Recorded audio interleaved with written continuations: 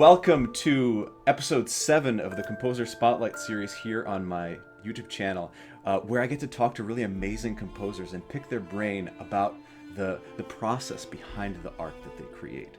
And I'm really excited to be joined by Zach Heyde today. Zach Heyde is a composer for animation and D&D based in Los Angeles, California. His music combines vibrant orchestration with innovative textures and harmony, yielding bold scores uniquely tailored to every project. Recent work includes Private Division's Kerbal Space Program anniversary video, Marvel Ultimate's War of the Realms, an Absolute Carnage web series, The Saving Throw Show on Twitch, and ongoing work on Frank and Zach Piano Duets, a YouTube channel with over 300,000 subscribers as of the filming of this video. Zach, thank you so much for joining me today.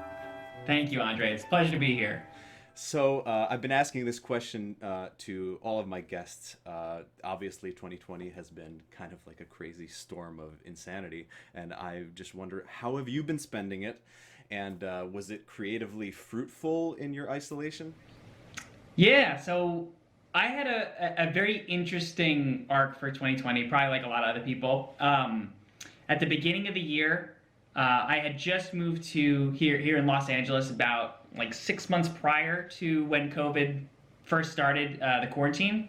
So I was pretty active, networking quite a bit, doing a lot of just a variety of projects, and I'm very excited to kind of kick into gear. So when COVID hit, it was a bit of a shock to the nervous system.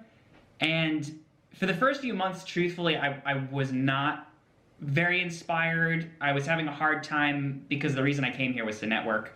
And trying to figure out what to do in the meantime was tough for me.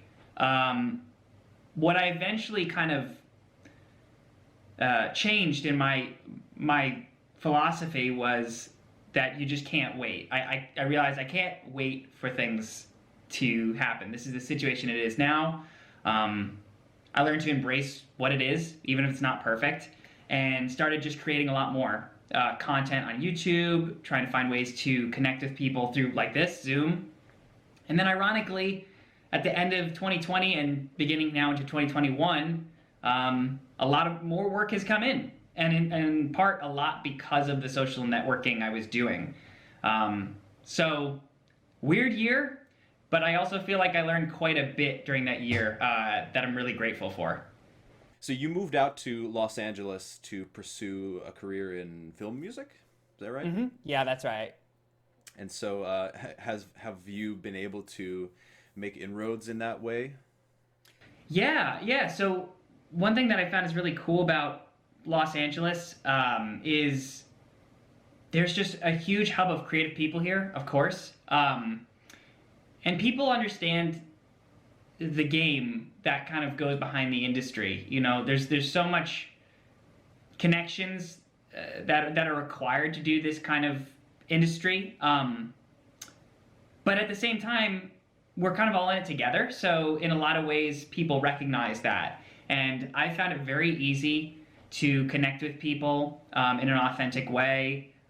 Maybe I've been lucky with the people I've connected with, but everyone that I've talked to has been very generous, very open, and my philosophy has always been like, yes, on one hand, I do want work, but ultimately I moved here to connect with like-minded creative people. And I think that coming from that position of trying to be authentic in that way winds up actually leading to more professional work anyway, and is more personally satisfying than just like begging for a job.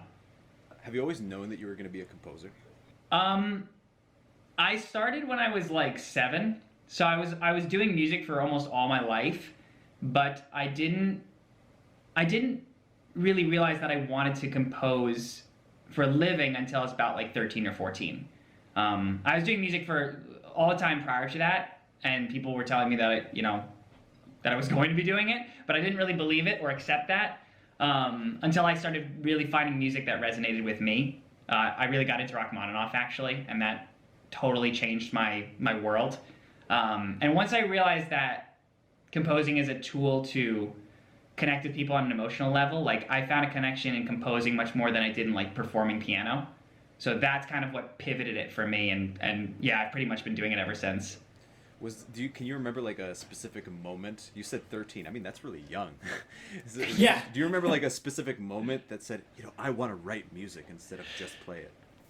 I remember two moments. One was hearing Rachmaninoff's Prelude in C sharp minor for the first time. I was literally about to quit. I was a month away from quitting. My parents had told me, like, I told them I wanted to quit when I was like 12. They said, give it a year, and if you're still not into it, you can quit. And behind my back, they were begging my piano teacher to find something that I liked. So I didn't know that till later, but she had showed me that piece, and not just played the piece, but also explained like some of the folklore behind it. That he lived near, a church where he could hear the bells, and it was driving him crazy. So it was in the piece, and like I think that was a moment that for the first time I realized that there were stories behind the music, and it wasn't just music. It was like part of people's life and their expression. So that really resonated with me. And then the other moment for me was I was doing music, but people in my school, like high school, didn't know that I was writing music or playing. I was, as a pianist, like we're not involved in a lot of the ensembles, so I was kind of out on my own. Mm-hmm. But in high school, we had a class project where we were able to do it was a book report, but we could do it in any way, in any artistic way we wanted. So I decided to write a piece, and I was absolutely terrified, but I played it in front of my class. I remember it was like an upright piano. I had my head like buried under, like I didn't even want to look at people.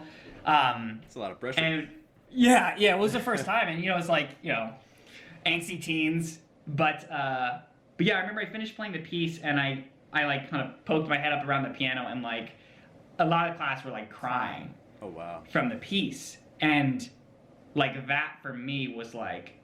That was huge. I realized that I could impact people on an emotional level, and yeah, like I said, I mean, ever since that point, I was like, I'm in this. You mentioned storytelling in music, and I find that your music is really cinematic, and really does tell the story quite well, and that probably is one of the reasons why you're drawn to film music, and video game music.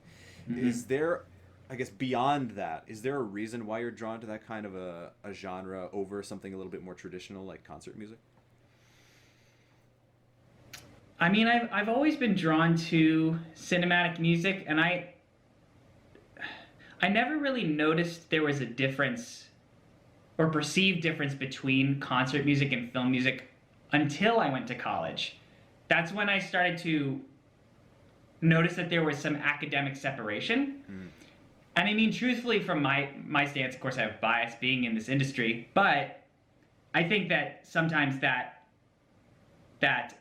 split can be unhealthy in some ways too, because there becomes an assumption that like you're either writing commercial music or you're writing academic music, concert music, and I think that they both are very important and influence each other and should be treated as a whole, but. I was into Rachmaninoff just as much as I was John Williams or John Powell or Copeland. So I always enjoyed both. But I do think I come from a family of storytellers. Like my family, our gatherings are like people will tell 10-minute, 15-minute stories and full arc stories. So I think that idea of narrative has always been something that's like been in me as a musician and probably also as a content creator. So you've been like a very, very prolific content creator for many years, and with the Frank and Zach piano duets are amazingly entertaining. If you viewers, if you don't know about this, I'll have a link down below. But holy moly, like really fantastic stuff. But I wonder, how does your YouTube presence or online presence influence the kind of music that you create? Or does it, Yeah, that's a good question. We do try and stay aware of our audience in some ways. Like for example, on Frank and Zach, which we started in college in 2012, on a whim. We didn't know that was going to be a thing, but we just had done the duet and it kicked off.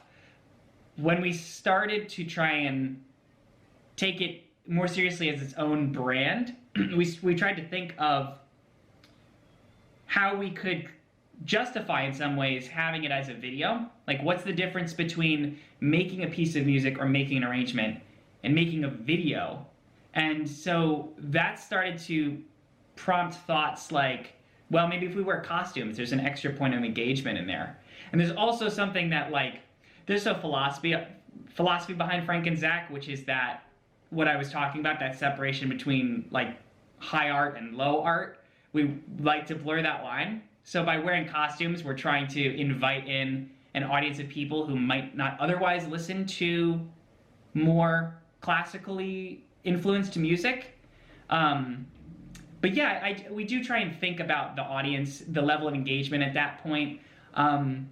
Ultimately, I think as a composer, I do try and write the music that I am inclined to write. But inevitably, because of the commercial industry, you are thinking less about pure innovation, and you're thinking a lot more about function. Like, does this thing accomplish what it needs to as it relates to the story or the project that I'm working on, as opposed to, has this ever been done before? And I think that's maybe a difference between like concert music and commercial in some ways. There's a practical aspect that's involved. Just the way you're talking about music in terms of the practicality of it and the audience, and trying to create a product in some ways. It's such a foreign concept to me. I want to dive in more. One of the questions that I've been asking the people on this series is, do you write music for yourself, your performer, or your audience? So I think for me personally, I don't know, a cop-out answer, but it's kind of all three. It's all three. I mean, I would say that I do obsess a lot about voice and finding something authentic, but not on the condition that it's never been done before. Because I'm sort of a believer that it's all been done before, and it's just being done with different.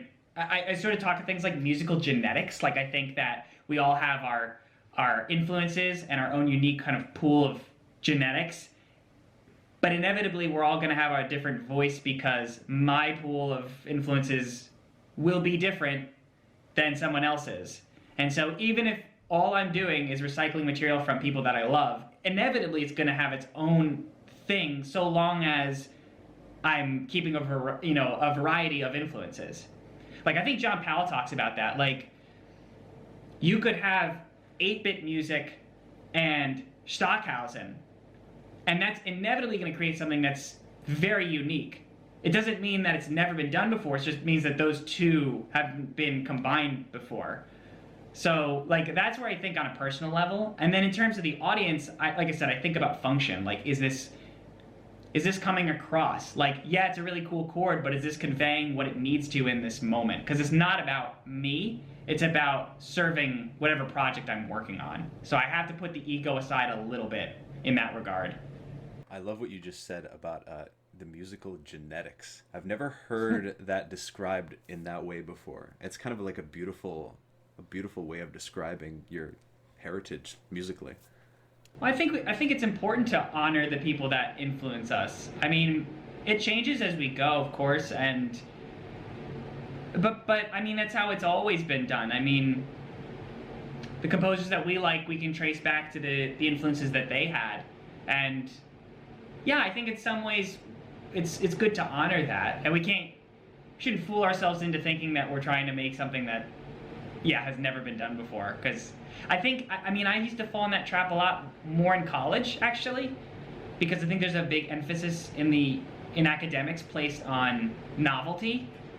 And there's also like stigmas behind certain styles of music.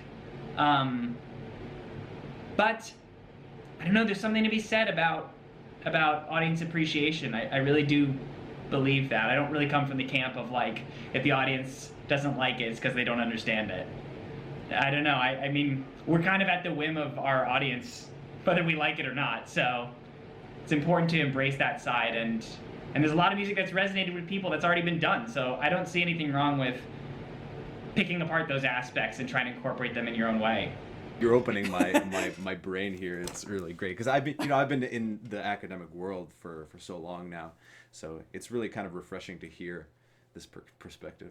Honestly, I mean, maybe you agree, but I think we all do feel that way in some regard. Like I felt it in the academic community too. That it's like, not to get too artsy fartsy about it, but like an inner child thing. Like we all got into music for a specific reason, and there was a point, even in college, where I literally was like, I wonder, maybe I picked the wrong major because I'm not finding that entryway anymore. But I think it's just, like, the music I loved when I started were people that if I mentioned them in certain circles of the academic community would be like, you listen to them? And I don't really believe in that, because that's the truth of what we went into. I mean, I'm sure that there are influences that you like that you wouldn't even dare speak their name anymore, because speaking their name would be like blasphemy in the community. Yeah, I think those walls are coming down, though. I have to say. I agree. I don't have anything wrong with the academic community, by the way. I'm not.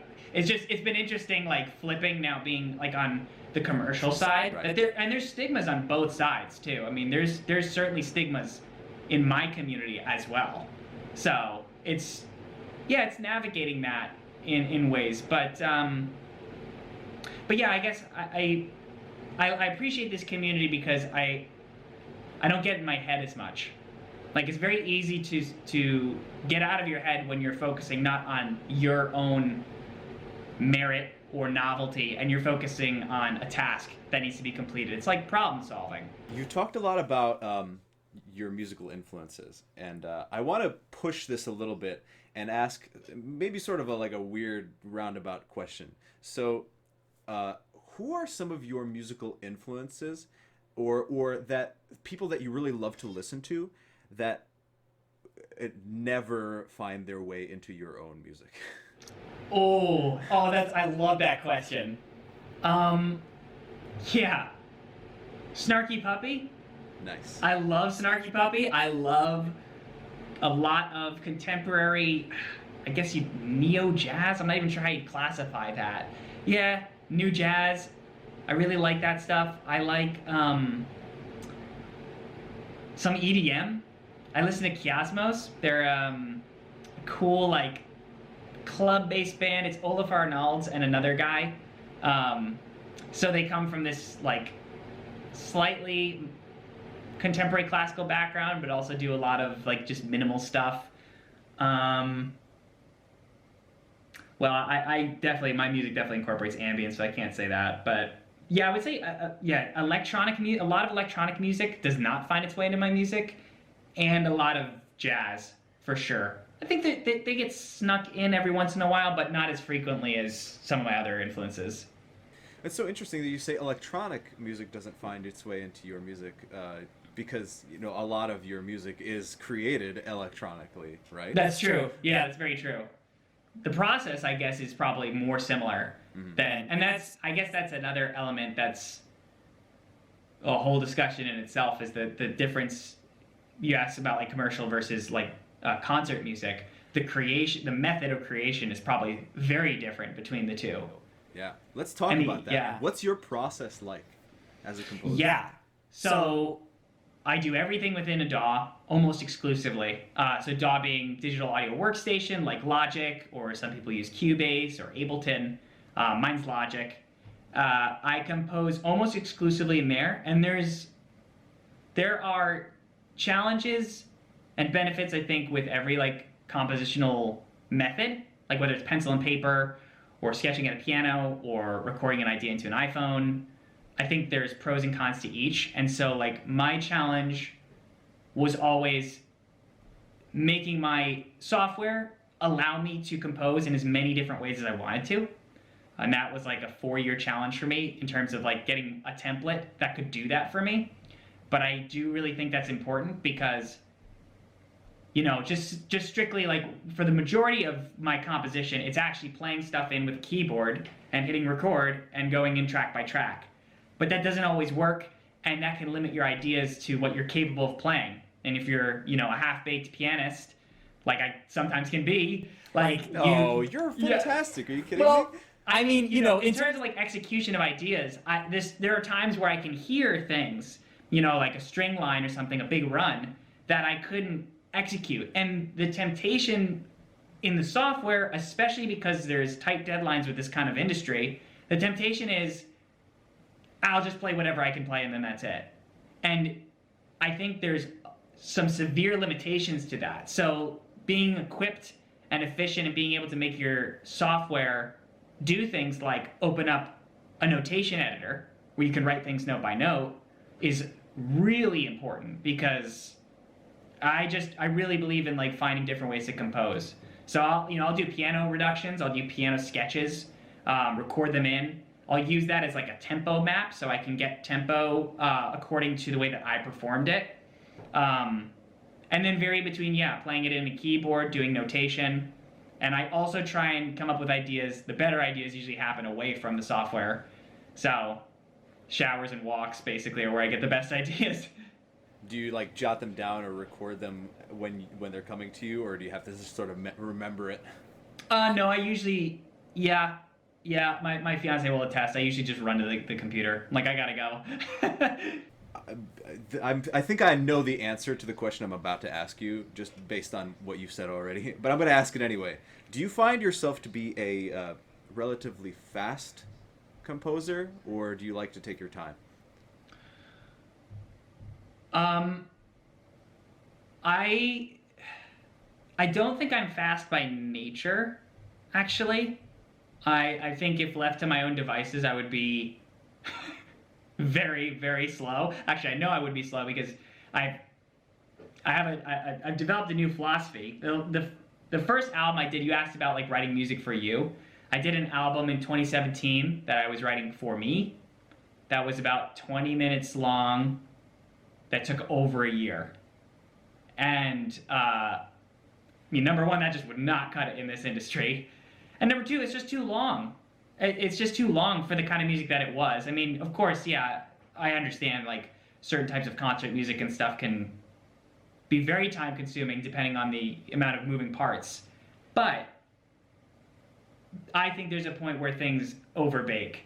And I'm of the belief, I used to be a quality over quantity person, and I kind of think that's a one-sided argument, because you learn just as much by making a lot of things as you do spending time improving the quality. So I think there's a balance to be had. So I always set deadlines, whether it's personal projects or otherwise. I always set a deadline, and I usually make it a lot shorter than I think I need to do it, because the reality is I'm happier with the stuff that I release when I've done it, when I've got the spark, than when I'm 3 months in and like, why am I still working on this? Sure. You were talking about Frostfell, right? Mm-hmm. Oh, no. So that actually, I did an album before that. Frostfell was one where I actually set a hard deadline. I think I did that one in 3 months, on and off. I wasn't working on it like all the time, but it was about 3 months, and that was all handed off to real players too. So that was an extra level of time that was needed. Mixed and mastered it myself. I did pretty much all of it. But I was so much happier with that album, and I think a big part of that is because I did it while I had the spark and not when I was just ready to be done with it. Finding that inspiration can sometimes be really hard. Yeah. What's your do you have like an extra musical routine that you have to do before you create a piece of music, or do you just sort of rely on, oh, I'm feeling good today, I make an espresso. Okay. Yeah, I mean, I should have more. I think I definitely should have more. I developed more during quarantine. I was doing a lot of reading. There's a point where I was meditating every day for like 100 days straight, which was great. I do some woodworking periodically. But I also think because of my, like what I do specifically, it's not, I mean, actually what I do is probably not very common even in my industry, because the content creator thing is, Yeah, I don't see a lot of people doing that, like that are film composers or in this thing, but I've seen a lot of success with it and seen trickle down that I believe in it. And the other plus is that I, one day I'll be composing for a client, another day I'll be doing a copyist thing, another day I'll be making a YouTube video, and another day I'll be teaching lessons. So I get some variety creatively within that. And I think if I was just doing only one of those things all the time, I would feel a lot less inspired. So I always have creative variety going on, which kind of helps. You work as a copyist. Can you talk about that kind of work? Yeah, that's the definitely more like straight line kind of thing that I do. I was very fortunate. So my cousin, his name is Jason Lafredo, does copyist work for Broadway. He's also like a music director on Kinky Boots and a couple other shows. But he, back in like I think it was 2017, asked me if I wanted to help him out on some stuff. And Jason, like me, is also very obsessed with efficiency. And thankfully, because of him, I mean, I think I got a shortcut into like how to work quickly as a copyist. Like, I probably got 10 years of experience in like a month from him because he was giving me all these shortcuts. But yeah, so now I do copyist work kind of sometimes for theater, sometimes for classical stuff, and sometimes for film music or other things. And they all kind of have their own little niches and requirements.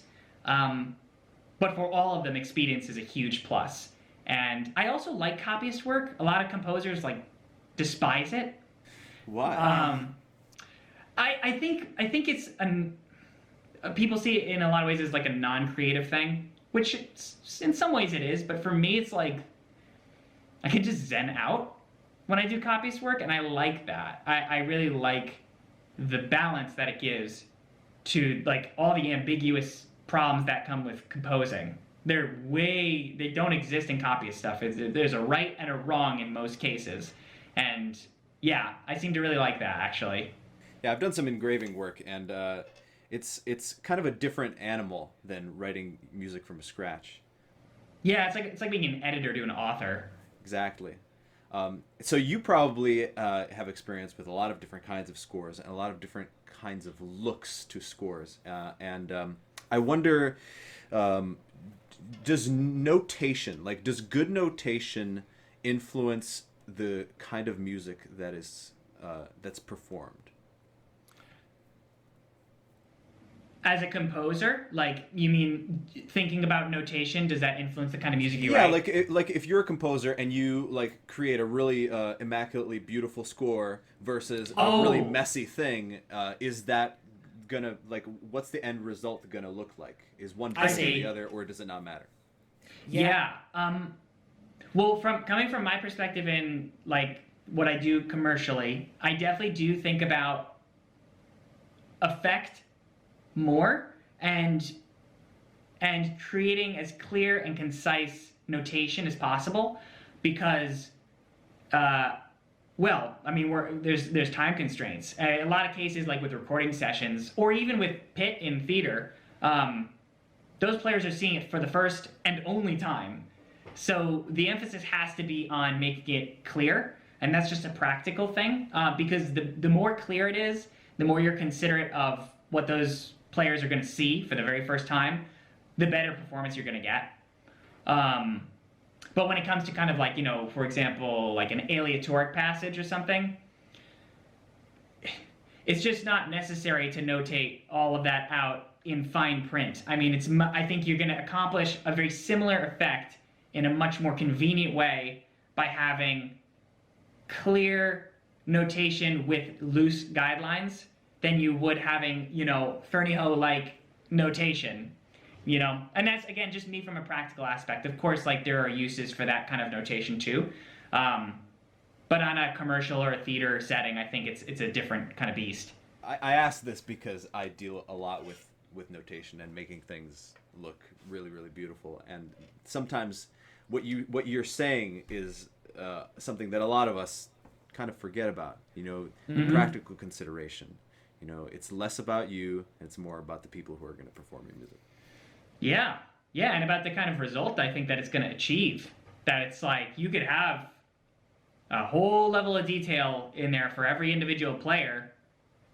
But if the effect is that it wants to sound like buzzing bees, maybe there's a much simpler way to write that. Sound like buzzing bees.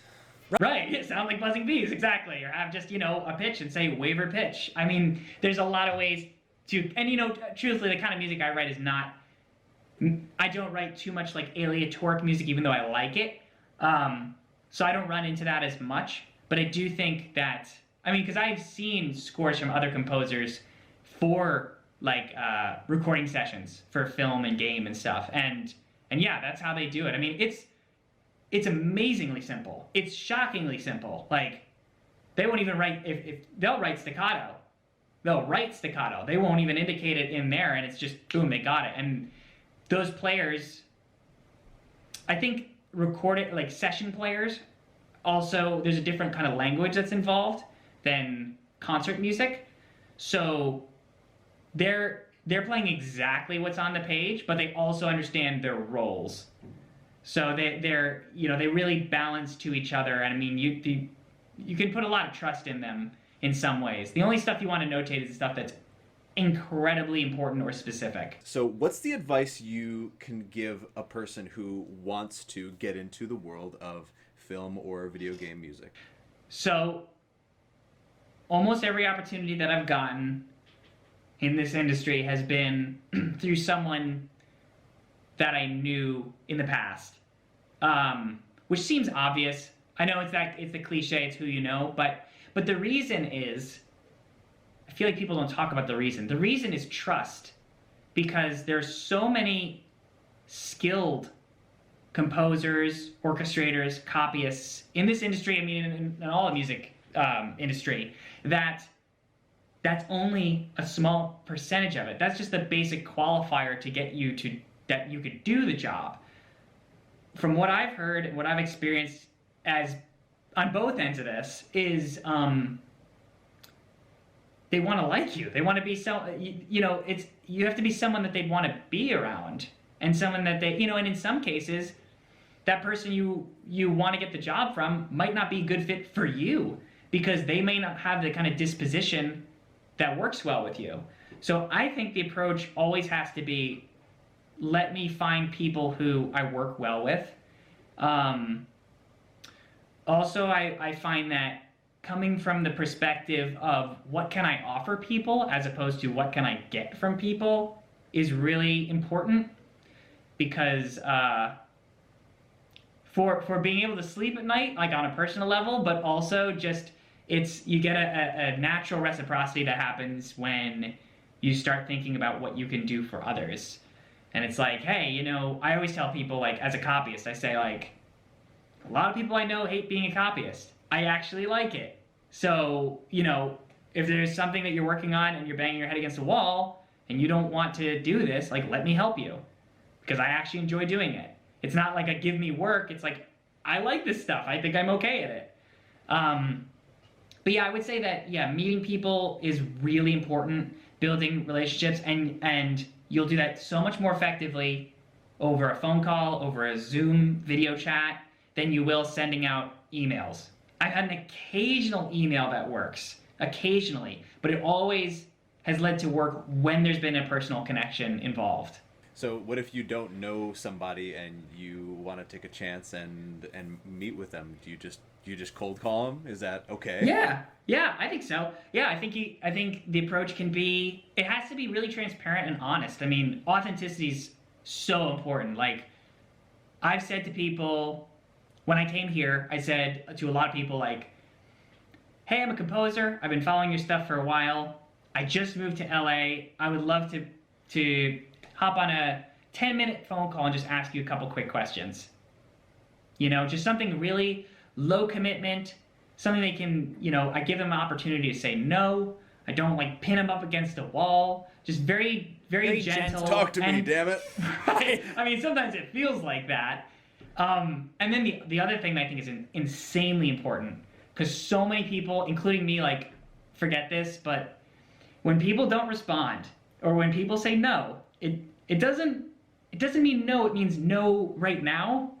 And I have had so many times where if I hadn't sent a second email or a second text or whatever, I would never have met the person.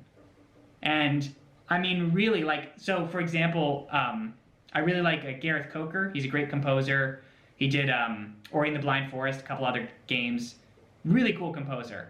I had done part prep for something he was involved in at Ocean Way Studios in Nashville. And I got to meet him for like 2 minutes. Followed up, said it was great meeting him. And then I would follow up with him like every 6 months and say like, you know, hope you've been well, blah, blah, blah, blah. He didn't respond, but I always saw he read it. Like literally like 2 or 3 years went by. I'd sent him maybe 5 messages in total. It was like the 6th message. He was like, hey, let's grab coffee when COVID settles down, or when quarantine settles down. Let's grab coffee. I was like, oh my gosh, that literally worked. I wasn't like buzzing in his ear, but it's just a little gentle like, hey, hope you've been well, like the work you've been doing. And that is so important, because sometimes people aren't snubbing you, they're just busy, you know? Like, yeah, I've started to get it when I have crunch stuff. I'm like, man, I can't respond to this right now. It's nothing personal either. Like, it's how it is. And you know, and honestly, like, I think that the end game of it is just being persistent.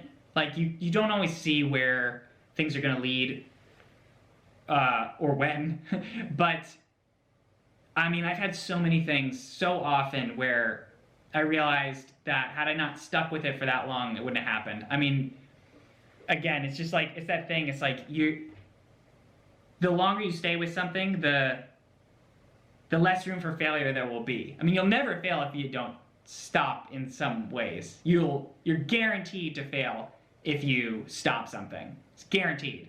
So you have to stick with it. And these careers, I think my industry is no different than like yours. In a lot of cases, it's a career for life. Someone said it really well to me. It's not a race. It's a marathon, and that we're in it for the long game. You have to focus on your health, your sanity, you know, and trying to build relationships in the long term, as opposed to just like, I need a gig right now. Yeah, I think a lot of people forget about that. It's really important to remember.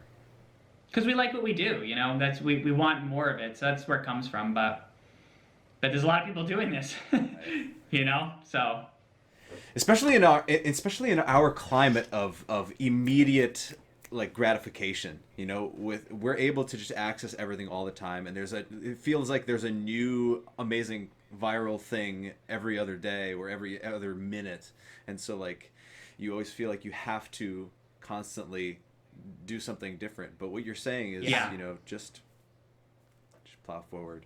Everything's gonna be fine. Really. I follow a lot. I'm really obsessed with like business stuff too, like entrepreneurialism, and I watch a channel called The Future. It's like Future without an E. It's a great YouTube channel. They talk about business for graphic designers, but a lot of it is relevant for us too.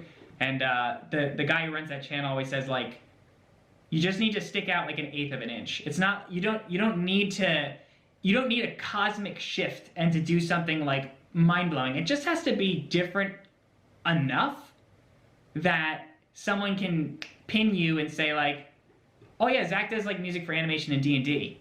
Like the reality is I do a lot more than that, but that's how I've just chosen to label myself, because I think that's what makes me different enough, hopefully. You know, it's like, oh, I'm a composer that also runs a YouTube channel. Like, hopefully that's just different enough. And we see so many composers like Ludwig Göransson that are doing such cool, innovative stuff that I'm like, I wish I thought of that. But like, I don't feel I can compete with innovation, so I don't try to, because my music, whenever I try to do that, it always just comes out sounding weird and like unapproachable. So I focus more on like, being maybe delineating my brand in some ways. And honesty and just being yourself is such a big part of it, and probably why you have been as successful as you are so far. Well, thanks, man. You can't.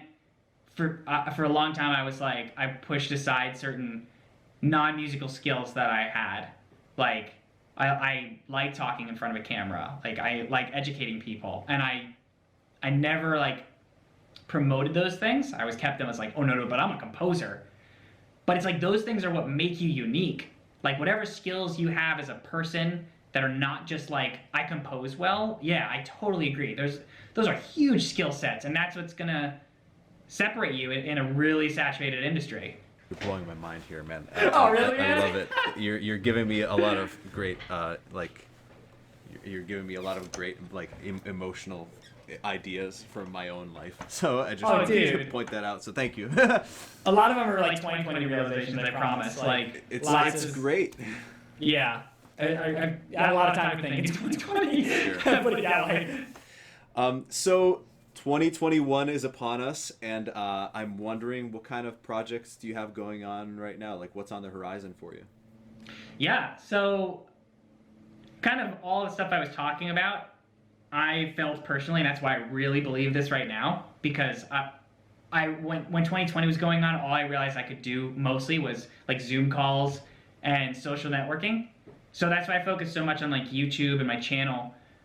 But the ironic thing was I was doing mock-ups, I was doing a lot of like commercial stuff on my own, and like 2 weeks ago I got like 4 messages from some of the most important people I've connected with, like different people, and also just friends of mine too, but all saying like, hey, I saw what you were doing, I have a project for this and that, would you be interested? And it's been very affirming for me, like very just life and career affirming, that it's like you just keep moving forward. So I have a lot of actually library music gigs coming up, writing music for placements, basically where you compose for a library, and then that library is cultivated for a different company, whether it's film, TV, or commercial music, and then they'll use that and pay you royalties for when it's streamed. So it's kind of new for me, to be honest, but kind of in the vein of the stuff I've already been doing in terms of like what they need compositionally. So it's been a lot of that, some additional copyist work, kind of the same things I've been doing, just more of it. That's a great problem. Which is great. Have. Yeah, right, exactly. I have too much work. Yeah, what do I do? Yeah. And it's always feast or famine. I always feel good when I have a lot of work, and then terrified when I don't. So like, yeah, it's like riding that wave. You have to figure out how to kind of navigate through the center and not just be happy when you got a lot of stuff going on. So if you are a first-time listener of Zach Heyde's music, what piece or what thing should you start with, and where can we find your music?